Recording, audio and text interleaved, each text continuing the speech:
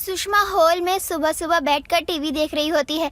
तभी सुषमा का बेटा अनमोल घर में आता है और उसके साथ आती है एक लड़की जो कि शादी के जोड़े में थी।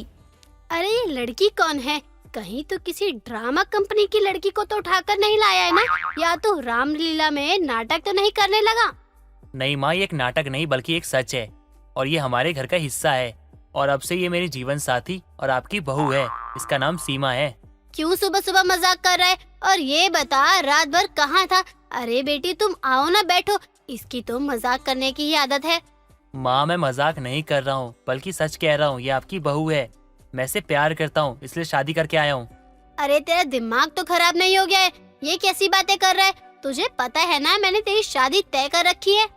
लेकिन माँ, आप एक काम कीजिए, उसको अब ना आप भूल जाइए, क्योंकि आपकी बहू आ चुकी है। और देर से ही सही, लेकिन आप सास तो बन चुकी हो ना। सुषमा अपने बेटी की ये बातें सुनकर हैरान रह जाती है और उसके पैरों तले मानो जमीन खिसक गई हो। उसे कुछ भी समझ नहीं आ रहा होता और ऐसे में सुषमा अपना सर पकड़कर सोफे पे बैठ जाती है। अरे ये किसे ले आया तू? मेरे तो भाग्य ही फूट गए ऐसे बेटे को पाकर। अरे कौन है, कहाँ से है, कुछ तो बता। माँ, जहाँ से भी है ना, अच्छे घर से है, लेकिन मैं इसे भगा कर लेकर आया हूँ, इसके माँ बाप के खिलाफ जाकर। इसलिए कह रहा हूँ, शांत रहिए और बहू को अपना लीजिए। माँ जी देखिए, मैं भी इनसे बहुत प्यार करती हूँ और मैं उनके बिना नहीं रह सकती थी, इसलिए मैंने अपने माता पिता के खिलाफ जाकर उनसे शादी की है। सुषमा भी अब क्या ही करती। उसके बेटे ने गलती तो की थी, लेकिन वो किसी की बेटी को घर से निकाल भी नहीं सकती थी, और वह भी तब जब लड़की खुद अपने माता पिता के खिलाफ होकर उसके घर की बहू बनकर आई हो। अब सुबह सुबह अगले ही दिन सुषमा की पड़ोसन विमला उसके घर आती है। अरे सुषमा, तूने मुझे कहा था शाम में बाजार चलेंगे, लेकिन मैं तेरा इंतजार करती रही, तू आई नहीं। आजकल तू वादे कर मुकर जाती है। मेरा मन नहीं था आने का, इसीलिए नहीं आई। अब ज्यादा सवाल जवाब ना कर। तो इतने गुस्से में क्यों बोल रही है? ये बात तो तू प्यार से भी बोल सकती है ना। मेरे अंदर प्यार रहता तो मेरा नालायक औलाद मेरे खिलाफ जा ऐसी हरकतें ना करता। पहेलियाँ बुझाना बंद कर और साफ साफ बता कि तू कहना क्या चाहती है। विमला इतना कहती ही है कि तभी सुषमा की बहू सीमा चाय की ट्रे लेकर वहाँ पर आती है। माँ जी चाय लीजिए, मैंने चाय बनाई है आपके लिए। आंटी आप भी लीजिए। अरे क्या बात है, बड़ी सुंदर नौकरानी रखी है तूने घर में। कहीं इसी नौकरानी की वजह से तेरा दिमाग तो खराब नहीं हो गया? नौकरानी नहीं, मेरी बहू है। और थोड़ा तमीज से बात कर। बेशक मुझे अभी ये पसंद नहीं आ रही, इसका मतलब तू इसके बारे में कुछ भी बोलकर नहीं जा सकती। अच्छा मजाक कर लेती है। वैसे कितना पगार ले रही है ये महीने का? मेरी भी उम्र हो गई है, जरा मेरे घर भी आकर काम कर दिया करे। अच्छा होगा कि तू चाय नीचे रख दे और यहाँ से चलती बने, क्योंकि मैंने तुझे बोल दिया कि ये मेरी बहू है, नौकरानी नहीं। तब भी तेरी जुबान बंद होने का नाम नहीं ले रही है। जहर पर जहर उगले जा रही है तू। तू सच कह रही है? ये तेरी बहू है? ये तो बहुत सुंदर है, लेकिन तूने अपने बेटे की शादी ऐसे कैसे कर ली? मुझे क्यों नहीं बुलाया? मुझे क्यों नहीं बताया? अरे एक दो लड्डू ही तो खाती हूँ मैं, इसमें भी कौन सी आफत आ जानी थी? अगर मुझे पता चलता है तो मैं तुझे जरूर बताती। मेरे बेटे ने इसे भागकर शादी की है। इसके माँ बाप इसे ढूंढते हुए यहाँ किसी भी वक्त आ सकते हैं, तो मेरे घर आना जाना थोड़ा बंद कर दे, वरना मेरे साथ साथ तू भी जेल की चक्की पीसेगी। अरे बाप रे बाप, सुषमा तेरे साथ तो बहुत बुरा हुआ। तेरे बेटे ने तुझे बिना बताए शादी कर ली। वैसे लड़की को देखकर लग नहीं रहा है कि ये कुछ खास अच्छे घर से होगी, गरीब ही है शायद।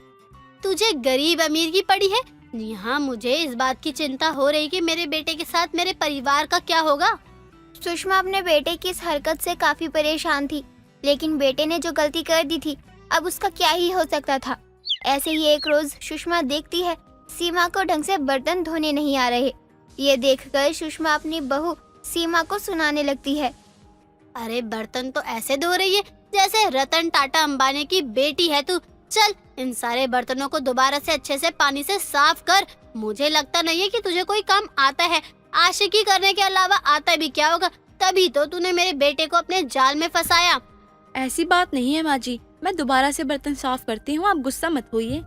हाँ हाँ क्यों नहीं, तू तो चाहती है कि यहाँ भी तुझे आराम मिले, जैसे तेरे मायके वाले तुझे पलकों पे रखते थे। लेकिन मैं भी तेरी सास हूँ, घर का सारा काम धंधा तुझे ही करना होगा। सुषमा हॉल में बैठी अपनी बहू को सुनाई रही होती है।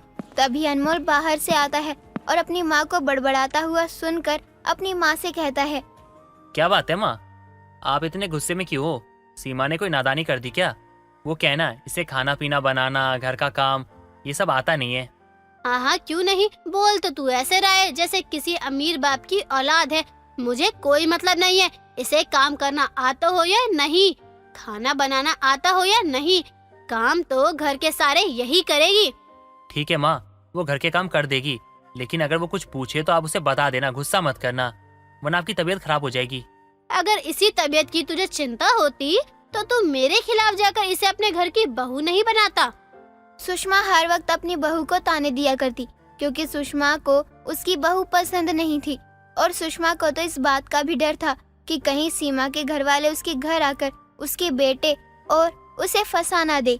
और एक दिन ऐसा होता भी है। सीमा के पिता और भाई सीमा के घर आते हैं और दरवाजा सुषमा खोलती है। जी कहिए, आप दोनों की तारीफ। कौन है आप और किस काम से आए हैं यहाँ? जी मैं अपनी बेटी सीमा से मिलने आया हूँ। मैं सीमा का पिता धर्मपाल हूँ और ये है मेरा बेटा रोहित। कौन सीमा? यहाँ कोई सीमा नहीं रहती, आप गलत पते पर आए हो। अरे कैसी बात करिए बहन जी, सामने तो मेरी बेटी बैठी हुई है और आप कह रही हैं कि इस घर में सीमा रहती नहीं है। चलिए हटिए। इतना कहने के बाद धर्मपाल सुषमा के घर में घुस जाता है। सुषमा उन्हें रोकते हुए रह जाती है। अब सीमा अपने पिता को देखकर रोने लगती है और अपने पिता से कहती है, पिताजी मुझे माफ कर दीजिए, मैंने आपके खिलाफ जाके अनमोल से शादी कर ली, लेकिन अनमोल एक अच्छा लड़का है। हाँ हाँ बहू ठीक कह रही है, मेरा बेटा बहुत सीधा साधा है।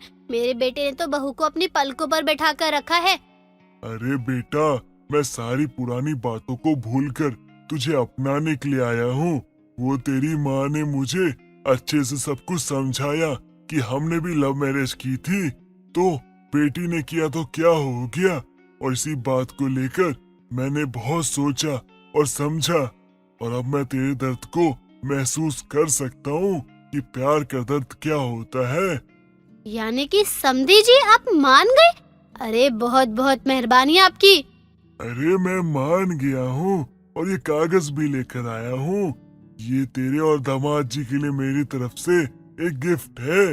इस घर की कीमत 4 करोड़ की होगी और कार भी दी है मैंने, जो घर के बाहर दरवाजे पे खड़ी है। उसकी कीमत 75 लाख है और ये सब दामाद जी के लिए लाया हूँ मैं। अच्छा, तो आपको भी मजाक करने की आदत है। कोई बात नहीं, मुझे भी है। बेशक मेरे पास पैसे ना हो, लेकिन फेंकने की आदत पुरानी है। माँ जी, पिताजी कोई मजाक नहीं कर रहे हैं, बल्कि मैं बड़े घराने से हूँ। मेरे पिताजी बहुत बड़े बिजनेसमैन हैं। देश से लेकर विदेश तक का इनका बिजनेस है। तू सच कह रही है बहू? अगर ऐसा है तो मेरे बेटे के तो भाग्य ही खुल गए, लेकिन मुझे अभी इस पर विश्वास नहीं हो रहा। इतना कहकर सुषमा जल्दी से बाहर जाती है और बाहर खड़ी चमचमाती हुई कार देखकर वापस हॉल में आती है और अपनी बहू से कहती है, तेरे बाप के पास तो बहुत पैसे हैं, वैसे कितने करोड़ों की संपत्ति है? अरे इतना पैसा है समधन जी मेरे पास कि मैं अपनी बेटी को एक क्या 10 गाड़ियाँ खरीद के दे दूं। लेकिन मेरी बेटी को जरा भी पैसों का शौक नहीं है और ना ही महंगी चीजों का है। वो बहुत ही सिंपल तरीके से रहना जानती है। बहू तू तो अमीर निकली। इतना कहकर ही सुषमा वहाँ बेहोश होकर गिर जाती है और सीमा सुषमा को उठाने लगती है। वही धर्मपाल अपनी बेटी से मिलकर और उसे तोहफे के तौर पर कार और बड़ा सा घर देकर वहाँ से चला जाता है। सलोनी सुबह सुबह आराम से सो रही होती है, तभी वहाँ सलोनी की सास मालती आती है और सलोनी को सुनाते हुए कहती है, बहू सुबह हो गई है, अब तक तू आराम से सो रही है। अरे घर के काम कब करेगी? माँ जी, अभी तो सुबह के बस 5 ही बजे हैं। आप मुझे इतनी सुबह क्यों उठा रहे हो? घर के काम मैं थोड़ी देर बाद ही कर दूंगी। 6 बजे तक मैं उठ जाऊंगी। अब आप भी सो जाओ तब तक। हे भगवान, कैसी बहू आई है मेरे घर में, इतनी देर तक सोती रहती है और अब बोलो तो कहती है 1 घंटे और सोना है। बहू ये तेरा ससुराल है, कोई मायका नहीं, जो तू इतनी देर तक सोती रहती है। माँ जी, ये आपका भी मायका नहीं ससुराल है, तो आप भी धौस मत जमाओ यहाँ। अब तू मुझसे बदतमीजी कर रही है। घर के काम तो तुझसे होते नहीं है और जुबान कैंची की तरह चलती है। अरे कुछ तो शर्म कर ले, मैं तेरी सास हूँ और उम्र में भी तुझसे काफी बड़ी हूँ।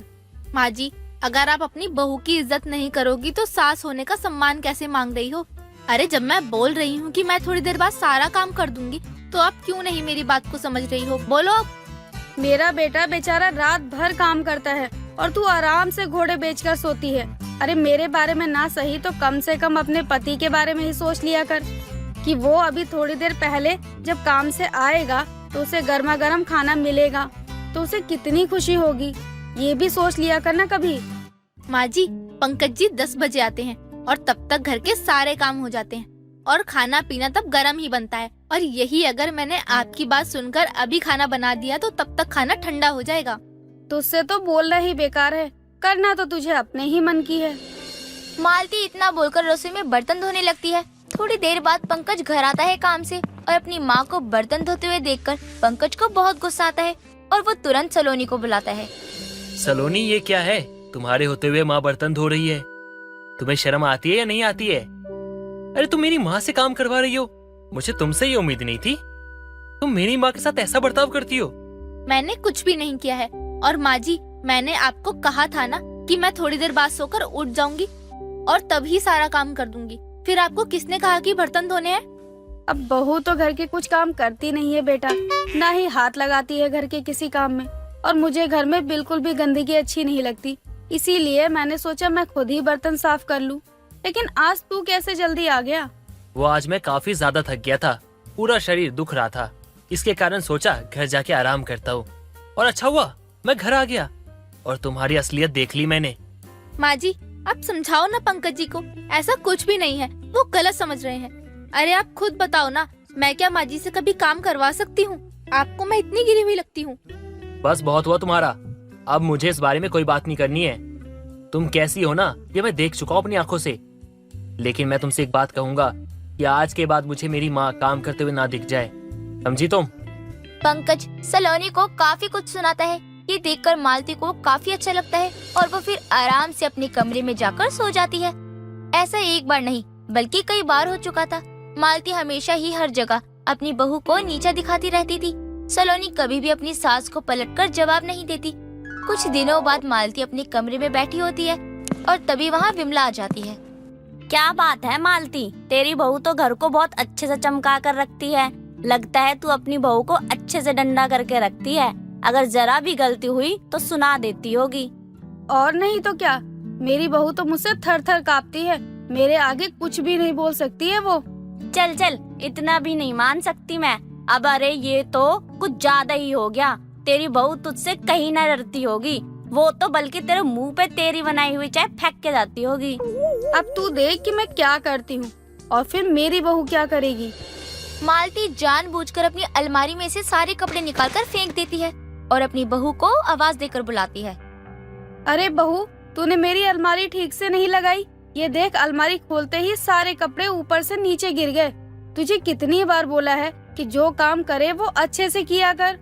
माँ जी, मैंने तो अच्छे से ही सारे कपड़े तय किए थे, पता नहीं कैसे सारे कपड़े गिर गए। बहू कभी तो अपनी गलती मान लिया कर कि तूने भी कुछ गलत किया होगा, तभी ऐसा हुआ है। चल अब दोबारा से सारे कपड़े फोल्ड कर और अच्छे से मेरी अलमारी में रख। मैं जा रही हूँ विमला के साथ बाहर। मालती अपनी बहू को बहुत परेशान किया करती थी और अपने बेटे के आगे अच्छी भी बन जाती थी कि सारी गलती बस बहू की है। इसीलिए कई बार सलोनी अपने पति से काफी कुछ सुनती है। ऐसे ही कई दिन निकल जाते हैं। कुछ दिनों बाद मालती जानबूझकर सीढ़ियों पर तेल गिरा देती है और जब वहाँ से सलोनी जाती है तो उसका पैर फिसल जाता है और वो गिर जाती है। बहू के गिरने की आवाज से मालती वहाँ आ जाती है और अपनी बहू की मदद तो करती नहीं है बल्कि उसे सुनाते हुए कहती है, तुझे कितनी बार कहा है कि कहीं भी तेल पानी मत गिराया कर, तू मेरी बात ही नहीं सुनती है। देख, अब खुद ही गिर गई ना, अब अकल आ गई ठिकाने। ये 1-2 बार और गिर कर मानेगी। माँ जी, मैंने तो तेल गिराया भी नहीं है, पता नहीं कौन है जो खुद करता है गलत काम और सारा काम मुझ पे आ जाता है। चल चल, अब ज्यादा नाटक मत कर। और उठकर काम कर ले घर का। मालती की इस हरकत को पंकज अच्छे से देख लेता है और वो सारी बातें अच्छे से समझ जाता है कि आखिर ये सब कौन करता है। कुछ दिनों बाद मालती सुबह सुबह सो रही होती है तो सलोनी बनारसी साड़ी बड़ी सी बिंदी लगाए उसके कमरे में जाती है और बोलती है, मालती, अरे ओ मालती, सुबह हो गई है और अभी तक तू सो रही है? आवाज सुनकर मालती की नींद खुलती है और अपनी बहू को अपनी ही साड़ी में देखकर वो बिल्कुल चौंक जाती है। बहू, ये क्या है? तूने मेरी साड़ी क्यों पहनी है और तू मुझसे कैसे बात कर रही है?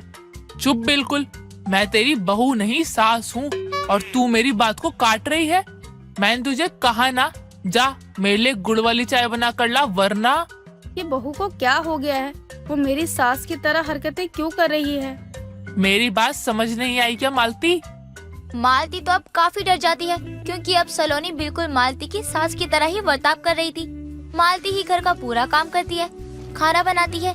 ये सब करने के बाद मालती थोड़ी देर बैठती है कि तभी वापस से सलोनी आती है और बोलती है, तू फिर बैठ गई? छत पर गेहूं रखे हैं, उन्हें जाकर साफ कर। बहू, तू मेरी सास की तरह क्यों बातें कर रही है? क्योंकि मैं तेरी सास ही हूँ। भूल गई क्या? जब तूने एक बार मेरी बात मानने से मना किया था तो मैंने तुझे 4 दिन के लिए कमरे में बंद कर दिया था। वापस करूँ तेरे साथ ऐसा कुछ? नहीं नहीं माँ जी, ऐसा कुछ मत करो। मैं आपके आगे हाथ जोड़ती हूँ। छत पर बहुत ज्यादा धूप हो रही है, थोड़ी धूप चली जाए उसके बाद गेहूँ साफ कर लूंगी ना। नहीं, मैंने कह दिया कि तू अभी गेहूं साफ करेगी तो अभी करेगी। मालती अब अपनी बहू से डरने लग जाती है क्योंकि उसकी बहू अब बहू से सास बन गई होती है। शाम के समय पंकज घर आता है तो मालती तुरंत उसके पास जाती है और बोलती है, बेटा, तू देख रहा है ना कि बहू मुझसे कितना काम करवा रही है। बिल्कुल मेरी सास बन गई है। मेरी तो हालत बुरी हो गई है काम कर कर के। क्यों माँ, अब क्या हो गया? आप भी तो सलोनी के साथ ऐसा ही करती थी। तभी सलोनी अपने कमरे से निकलती है। मैं अपनी बहू को अपने पलकों पर बिठा कर रखती हूँ और तू मुझसे बोल रहा है कि मैं उसके साथ अच्छा व्यवहार नहीं करती। माँ, आपको याद है उस दिन सलोनी गिर गई थी और आपने उसे उठाया नहीं, उल्टा उसे सुनाया। और एक बात बताऊँ मैं आपको, वो तेल जिसे वो फिसल के गिरी थी वो आपने गिराया था। मुझे सब कुछ पता था माँ, लेकिन मैं सोचता था मेरी माँ आज नहीं तो कल अपनी बहू को अपनी बेटी समझ ही लेगी। लेकिन नहीं माँ, मैं गलत था। एक सास कभी माँ नहीं बन सकती। तो मैंने सोचा कि क्यों ना आपकी ही सास को ले आया जाए। तो मैंने सलोनी को कहा कि वो नाटक करे आपकी सास बनने का। सारी बातें सामने आ जाती है और फिर मालती भी अपने किए पर काफी पछतावा करती है। रुचि अपनी शादी से बहुत खुश थी। भले ही गरीब परिवार में रुचि की शादी हुई थी, लेकिन रुचि फिर भी संतुष्ट थी। रुचि बस अपनी ननद की अमीर सहेली से परेशान थी, जो हमेशा उसके घर आकर उन लोगों की बेइज्जती करती थी। सुबह के समय रुचि सबके लिए काली चाय बनाती है और फिर सब लोग चाय पी रहे होते हैं कि तभी वहाँ पूनम की अमीर सहेली आ जाती है और वो ताना कसते हुए कहती है, हेलो गाइस, मैं आ गई। आ जाओ, तुम्हारी ही कमी थी। आ गई अपनी अमीरगिरी दिखाने। ना जाने अब क्या दिखाएगी। भाभी, आपने कुछ बोला क्या? नहीं, कुछ नहीं। मैं तो कह रही थी कि काली चाय पियोगी। काली चाय? ये क्या होता है? मैंने तो पहली बार नाम सुना है। काली चाय मतलब ब्लैक कॉफी। तुम्हें तो पसंद होगा ना, मैंने देखा है अमीर लोगों को ब्लैक कॉफी बहुत पसंद होती है। Black coffee? Oh, I love it. आप इतना बोल रही हो तो मैं एक कप ले ही लूंगी। ठीक है मेम साहब, सबके साथ बैठो। मैं अभी तुम्हारे लिए तुम्हारी फेवरेट ब्लैक कॉफी लेकर आती हूँ। छी, मैं और नीचे जमीन पर बैठूंगी? नेवर। बिल्कुल। अब हम लोग तो गरीब हैं, तो हमारे घर में जमीन के अलावा तो कुछ है ही नहीं, इसलिए तुम्हें तो जमीन पर ही बैठना पड़ेगा। अरे नहीं नहीं, जूही जमीन पर कैसे बैठ सकती है? आपको तो पता ही है कि जूही इतने बड़े घर की लड़की है और वो जमीन पर बैठेगी। वाह पूनम, तुम्हारी दोस्त का घर ही बड़ा है, दिल तो छोटा ही है। उसको ये दिखाई नहीं देता कि हम गरीब हैं, तो गरीब के घर में नीचे ही बैठा जाए। बस भाभी, बहुत हो गया। आप कुर्सी लेकर आओ, जो आपके मायके वालों ने शादी में प्लास्टिक की कुर्सी दी थी, क्योंकि सोफे देने के तो उनकी औकात नहीं है। अरे वाह, जैसे तुम्हारे घर वालों ने तो मुझे महलों में रखा है, तुम्हारे घर वालों ने तो मुझे सोने के लिए चारपाई भी नहीं दी। मेरे घर वालों ने नहीं दी तो क्या हो गया? अपने मायके वालों को बोल देती कि वो पलंग दे देते। पूनम हमेशा ही अपनी दोस्त जूही की साइड लेती थी और इसीलिए उसकी आए दिन अपनी भाभी से बहस भी होती रहती थी, जैसे कि अभी हुई थी। ये देखकर जूही बहुत मजे लेती है। ऐसे ही दिन निकल रहे होते हैं। दोनों ननद भाभी जूही की वजह से काफी लड़ाइयाँ भी करती थी। ऐसे ही एक दिन ननद भाभी और सास राधा तीनों मार्केट में जाते हैं और वहाँ जूही भी आ जाती है। पूनम, तू यहाँ क्या कर रही है? मैं तुझसे मिलने तेरे घर जा रही थी। अच्छा हुआ, वैसे तू मुझे यहीं मिल गई। लो, यहाँ भी आ गई। कहीं तो पीछा छोड़ दिया कर, एक पल को चैन नहीं है इस लड़की को। भाभी, आप कुछ कह रही हैं क्या? अरे नहीं नहीं, मैं तो ये कह रही थी कि हम तो यहाँ रोज आते हैं, लेकिन तुम इस मार्केट में क्या कर रही हो? यहाँ तो मैं कुछ सामान खरीदने आई थी। अब मैं यही पास में कुछ खाने जा रही हूँ। हाँ तो जाओ ना, हमारे साथ यहाँ क्या कर रही हो? अब अकेले क्या ही जाऊँ, आप लोग मिल गए हैं तो आप लोग मेरे साथ ही चलो। अरे नहीं नहीं बेटा, तू अकेले जा। तेरे साथ जाएंगे तो हमारे पूरे महीने की जमा पूंजी एक ही दिन में खत्म हो जाएगी। हाँ जूही, माँ बिल्कुल सही कह रही है। तू अकेले चली जा, हम घर पे खा लेंगे कुछ। अरे ऐसे कैसे बोल रही है? मैं खुद के पैसों से ही खाना खिलाऊंगी। मुझे पता है तुम लोग बहुत गरीब हो, तुम लोग मेरे जैसा खाना खा भी नहीं सकते, इसलिए तो तुम्हें खाना खिलाने के लिए लेके जा रही हूँ मैं। ये सब सुनकर रुचि को बहुत गुस्सा आता है और वो घर आ जाती है। रुचि के पीछे राधा पूनम को भी घर ले आती है। अपनी भाभी की वजह से पूनम को भी आना पड़ा था, इसलिए उसे काफी गुस्सा आता है और वो घर आते ही गुस्से में अपनी भाभी से कहती है, भाभी ये क्या बदतमीजी है, आपके कारण हमें भी यहाँ आना पड़ा। आपको पता है जूही को कितना बुरा लगा होगा। तुम्हें दिख नहीं रहा था कि वो हमें गरीब बोलकर हमारा मजाक बना रही थी और तुमको उसके बुरा लगने का बहुत दुख हो रहा है? क्या गलत बोला है उसने? सच ही तो कहा है कि हम गरीब हैं। इसमें बेइज्जती वाली कहाँ की बात है? वो तुम्हारी दोस्त नहीं है, वो बस तुम्हारा मजाक बनाती है। ये सब तुम्हें दिखाई नहीं देता क्या? तुम देख लेना, एक दिन तुम्हारी दोस्त कैसे 4 लोगों के आगे मजाक बना देगी। आप मेरी दोस्त जूही से जलती हो भाभी, क्योंकि मेरी दोस्त अमीर है और आपकी कोई भी दोस्त अमीर नहीं है। माँ, आप भाभी को कुछ बोलती क्यों नहीं हो? बेटा, बहू बिल्कुल सही बोल रही है। वो हमारा मजाक ही बना रही थी। वो बस अपना पैसे का दिखावा करती है और हमें नीचा दिखाती है। माँ जी रहने दीजिए, इसको अभी कुछ समझ नहीं आएगा। ये दोस्ती में पागल हो गई है। जब जूही का असली चेहरा इसके सामने आएगा ये खुद समझ जाएगी। पूनम अपने बर्थडे के लिए काफी समय से पैसे जमा कर रही होती है और उसके कुछ पैसे जमा भी हो जाते हैं। और जब पूनम का बर्थडे आता है तो पूनम बहुत सुंदर से तैयार होती है। पूनम को ऐसे देखकर रुचि कहती है, पूनम, इतनी सुबह सुबह कहाँ जा रही हो? भाभी आपको पता है ना कि पीछे से आवाज नहीं देते। आज का पूरा दिन खराब कर दिया आपने। आपको पता तो है कि आज मेरा जन्मदिन है और मैं अपने दोस्तों के साथ पार्टी करने जा रही हूँ। तुम अपना जन्मदिन घर में बना लो और जो पैसे हैं उससे अपने लिए कुछ खरीद लेना। कैसी बात कर रही हो आप? आज के दिन तो मुझे ज्ञान मत दो और मुझे रोकना टोकना बंद करो। मेरी बात तो सुनो। भाभी आपको समझ नहीं आता मैं क्या कह रही हूँ? मुझे मत रोको। पूनम अपनी भाभी को काफी अकड़ में जवाब देकर वहाँ से चली जाती है और अपने दोस्तों के साथ एक बहुत महंगे और बड़े होटल में जाती है। तुम सभी अपने मनपसंद का खाना मंगवा लो, आज की पार्टी मेरी तरफ से। Are you sure Poonam? क्योंकि इस रेस्टोरेंट का खाना बहुत महंगा है, ज्यादा बिल ना आ जाए तेरा। अरे नहीं, मेरे पास पैसे हैं, तुम लोगों को जो भी खाना है मंगवा लो। पूनम सबको महंगे से होटल में लेकर तो चली जाती है, लेकिन उसे बिल्कुल भी नहीं पता था कि महंगा होटल उसे कितना महंगा पड़ने वाला है। कुछ देर बाद बिल आता है और बिल देखकर पूनम अपना सर पकड़कर बैठ जाती है, क्योंकि बिल पूरे 12,000 का आया था। 12,000? इतना ज्यादा बिल? मेरे पास तो इतने पैसे भी नहीं है। मैडम, इतना बिल हो चुका है आपका, आपको बिल पे करना ही होगा। पर मेरे पास अभी तो इतना नहीं है। अभी आप मुझसे 6,000 ले लीजिए, बाकी के पैसे मैं कुछ दिनों बाद दे दूंगी। मैडम जी, आपको ये कोई धर्मशाला दिखाई देता है क्या? हाँ, जो बाद में दे दोगी आके? अरे आप जैसे लोग जिनकी औकात तो होती नहीं है बड़े होटल में जाने की, तो आते क्यों हो? जब यहाँ आए थे, खाना ऑर्डर किया, तब नहीं सोचा क्या कि पैसे नहीं है आपके पास? तब तो खाना ऑर्डर भी किया, खाया भी, और अब जब पैसे देने की बारी आई तो नाटक कर रही हो कि हम गरीब है, मैं कहाँ से लाऊंगी इतने पैसे, बाद में दूंगी। ओ मैडम, तुम जैसे लोग ना आए दिन आते रहते हैं। अगर हम ऐसे ही मानते रहे तुम लोग की बात, तो बाहर कटोरा लेके ना बैठना पड़ेगा हमें। पूनम पैसे दे नहीं पा रही थी, इसीलिए पूनम को काफी खरी खोटी सुननी पड़ती है। और ये सब देखकर जूही कहती है, क्या हो गया, क्यों चिल्ला रहे हो इतना? जब खाने के पैसे नहीं होते हैं तो होटल में क्यों आई? ठेले पे चली जाती, वहाँ से खा लेती। नहीं, होटल में आके खाना है, लेकिन पैसा पूरा नहीं देना है। हमारे होटल को कोई धर्मशाला समझाए क्या, जो आओ और खाओ और जाओ? जब तेरे पास इतने पैसे ही नहीं थे तो हमें यहाँ क्यों लेकर आई? तेरी खुद की तो कोई इज्जत है नहीं और हमारी भी खराब कर दी। यार तुझे तो मेरी हालत पता ही है, तुझे सब पता होते हुए भी ऐसे कह रही है। तुम जैसे भिखारी लोगों की इस होटल में आने की औकात ही नहीं है। जब तुझे पता है कि तेरी इतनी औकात ही नहीं है तो जाकर झूठे बर्तन धो और पैसे लाकर दे इन्हें। जहाँ जूही को अपनी सहेली का साथ देना चाहिए था, वहाँ जूही उसका साथ छोड़ देती है और वो भी सबके आगे उसे नीचा दिखाने लगती है। ये सब देखकर पूनम को मन ही मन में अपनी भाभी की कही गई बातें समझ आ जाती हैं और वो घर आते ही अपनी भाभी को गले लगाकर बहुत रोने लगती है। भाभी मुझे माफ कर दीजिए, आप बिल्कुल सही बोल रही थी। बस हमारी गरीबी का मजाक बनाती थी, लेकिन उसकी दोस्ती में मैंने आप लोगों की बात नहीं मानी। आज के बाद मैं आपसे वादा करती हूँ, मैं जूही से कभी दोस्ती नहीं रखूंगी। चलो अच्छा है, तुमको अपनी गलती का एहसास तो हुआ। तुम्हारी दोस्त का असली चेहरा तुम्हारे सामने तो आ ही गया।